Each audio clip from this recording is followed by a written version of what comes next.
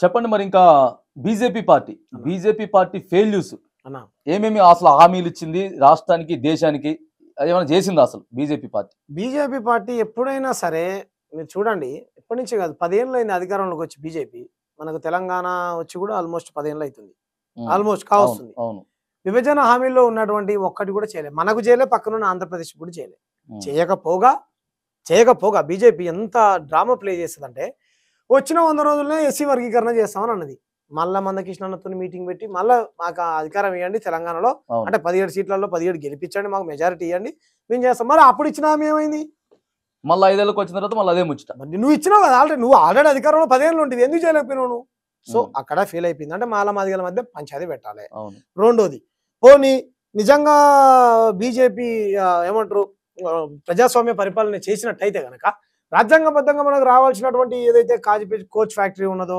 బయ్యారం ఉక్కు ఫ్యాక్టరీ ఉన్నదో నవోదయ పాఠశాలలు ఉన్నాయో లేకపోతే మన ప్రాజెక్టుకు జాతీయ హోదా కల్పించడమో మన జాతరకు గౌరవాన్ని ఇవ్వడమో జాతీయ హోదా కల్పించడమో ఇನ್ನು నిధులు కేటాయించడమో లేకపోతే వాళ్ళకి ఇష్టమైనటువంటి వాళ్ళకి ఇష్టం కూడా కాదులే కానీ రాముని వాడుకుంటారు వాళ్ళకి ఇష్టం మీకు రాముడు మీకు ఇష్టం అని అంటారు కదా మా భద్రాద్రి రామునికి డబ్బులో ఎందుకు ఇవ్వలేదు అంటున్నా నేను ఎందుకు ఇవ్వలేదు ఇక్కడ ఉన్నటువంటి ఎందుకు నువ్వు ఐటీఆర్ ప్రాజెక్ట్ మాకు ఇవ్వలేదు నీ గుజరాత్కి తీసుకొని పోయినావు ఎందుకు ఇవ్వలేదు మోడీ గారు 2 కోట్ల ఉద్యోగాలు ఎందుకు ఇవ్వలేదు పెట్రోల్ గ్యాస్ మంచి నూనె ఈ రేట్లు ఎందుకు తగ్గించలేదు నువ్వు తగ్గిస్తాను కదా నువ్వు నల్లధనాన్ని తీసుకొచ్చి తెల్లారా మీ అకౌంట్లలో ధన్ ఖాతా కోలో జన్ ధన్ ఖాతా కోలో ధన్ పైసా దాల్తా 20 లాఖ నువ్వు 10,000 రూపాయలు మార్చుకోలేక ఒక తల్లి ఆత్మహత్య చేసుకుంది కదా ఆ తల్లి సావులకు కారణం ఎవరు మీరు కాదా మోడీ గారు వీటన్నిటికీ బాధ్యత వహించాల్సింది మీరు కాదా మణిపూర్ లాంటి ఘటనలో భారతదేశ మాతృమూత్రులని బట్టలిప్పి మరి ఊరేగిస్తున్నారు కదా ఏ రోజు పోయినా పాపాన పోలేదు కదా మాల్దీవ్స్కి పోయి చూసిరమ్మంటావు మాల్దీవ్స్ నా దేశ తల్లులు అక్కడ బట్టలు ఇప్పి రోడ్డు మీద నీ ఏమంటారు తిప్పేది ఎవరు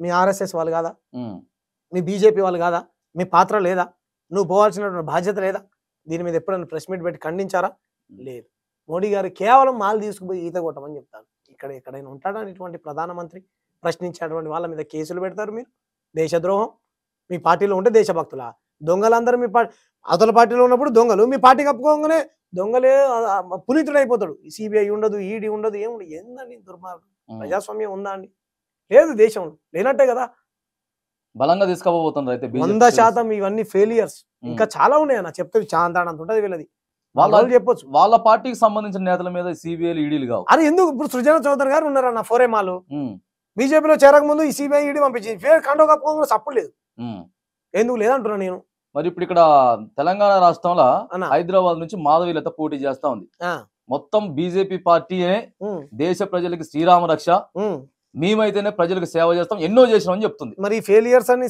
శ్రీరాముడికి వీళ్ళకి ఏం సంబంధం అన్నా నాకు అర్థం కాదు శ్రీరాముడికి గద్దరన్న పాట రాసిండు భారతదేశం భాగ్యసీమరా ఖనిజ సంపదకు కొదువలేదురా బంగారు పంటల భూములున్నాయి సావులేని మరి జీవనదులురా అంగట్లో నా అన్ని ఉన్నగని అల్లున్నోట్లో శని ఉన్నట్టుగా సకల సంపదలు గల్ల దేశముల దరిద్రం ఎట్లుందో నాయన ఎట్లుంది మీరు అన్నారు కదా శ్రీరామ రక్ష అని కాషాయి పార్టీ అప్పుడేమో జనసంఘాన్ని రాసిండు గద్దరన్న అమరుడైంది ఎక్కడున్నా సరే గద్దరన్నకు జోహార్లు గద్దరన్న నాకు స్ఫూర్తి గద్దరన్న నాకు స్ఫూర్తి అన్నాడు ఏమన్నాడు తెలుసా గద్దరన్న కాషాయి పార్టీ జనసంగోడు గోషి జెక్కుకొని వాసున చూసి హిందూ హిందూ భాయ్ భాయ్ అంటూ భారత మాతకు జై జై అంటూ మత కలహాలను పెట్టుతున్నాడు మతం గాంజనే గుంజుతున్నాడు మీరన్న భరతమాత ఉన్నది కదా మన భరతమాతను బజారుకి ఇచ్చిన బాడకావులిల్లో నాయన అని అన్నాడు ఈ అక్కలారవో చెల్లెల్లారా కూలి తల్లిలారో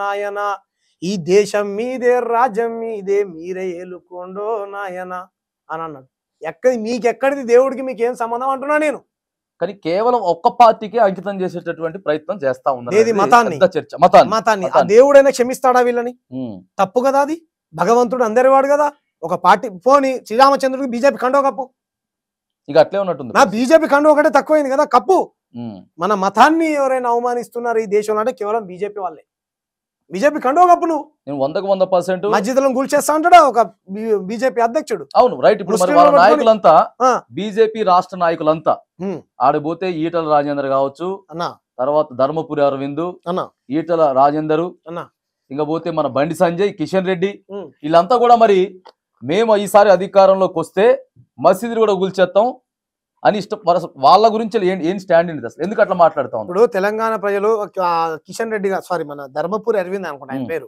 పసుపు బోర్డు తీసుకొస్తా అంటే ఆయన గెలిపించారు. కరీంనగర్ ని అభివృద్ధి చేస్తా అంటే బండి సంజయ్ గెలిపించారు. ఆదిలాబాద్ ని అభివృద్ధి చేస్తా అంటే ఎస్టీ బిడ్డ ఆదివాసీ బిడ్డ అని స్వయం బాపురావు గారిని గెలిపించారు. సికింద్రాబాద్ లో సీనియర్ లీడరు సరే మాట్లాడగలుగుతాడు మంచిగా, కేంద్రంలో మాకు ఇప్పుడు నేను చెప్పినటువంటి హామీలన్నీ అడుగుతాడని చెప్పేసి ఎవరు కిషన్ రెడ్డిని గెలిపించారు. అంటే 4 ఎంపీలని గెలిపించారు. ఏం చేశారని అదే ఏం చేశారు, పావుల 4 గెలిపించారుగా, మనిషికి ₹1 చొప్పున 4 రూపాయలు కూడా తీసుకురాలి. మీరు 10,000 కోట్లు తీసుకొచ్చినాం అని చెప్తున్నారు. ఏడబోసిర్రు 10,000 పోసిరు నీళ్ళలో ఏ నదిలో పోసినావు చెప్పు బండి సంజయ్, ఎక్కడ పోసినావు చెప్పు, ఎక్కడ అభివృద్ధి చేసినావు చెప్పు.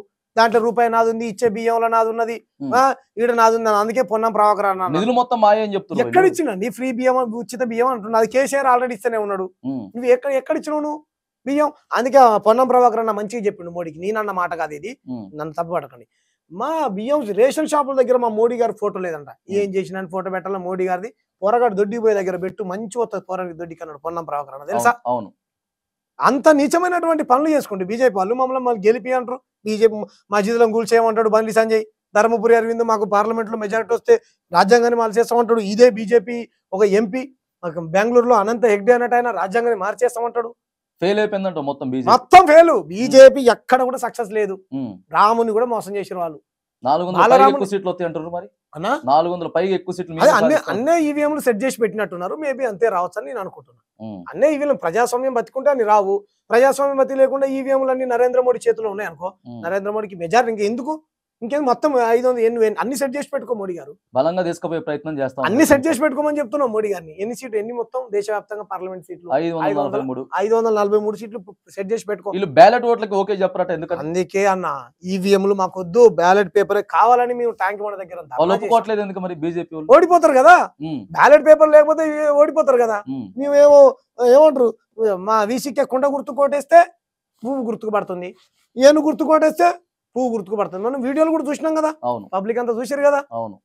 టెక్నాలజీని కూడా నరేంద్ర మోడీ గారు హైజాక్ చేశారు. ఏం చెప్పదలుచుకుంటారు ప్రజలకు మీరు బీజేపీ గురించి వెళ్ళి మళ్ళీ ఓట్లు వేయాలి అనుకుంటున్నటువంటి ప్రజలకి గానీ, లేకపోతే వాళ్ళు ఏదైతే మభ్య పెడతాం అనుకుంటున్నారో అసలు ప్రజలకు మీరు ఏం చెప్పదలుచుకుంటా ఉన్నారు? మేము వీసీకే పార్టీగా, తెలంగాణ వీసీకే పార్టీగా, ముఖ్యంగా నేను Telangana VCK party Secunderabad MP అభ్యర్థిగా గతంలో మేము మా ద్రవిడ బహుజన సమితి నుంచి గానీ, అదే విధంగా మా ద్రవిడ బహుజన సమితిని వీసీకేలో విలీనం చేసినాక మేము చేసినటువంటి పోరాటాలు అనేకం. హైదరాబాద్ లో ఇదే మన ఏమంటారు వివేకానంద నగర్ లో, ముషిరాబాద్ లో వివేకానంద నగర్ లో 30 గుడిసెల్ని కూలేస్తే, మన దళితుల ఇండ్ల గుడిసెలు కూలేస్తే పోయి అక్కడ నిలబడి మేము ధర్నా చేసాం రోజంతా.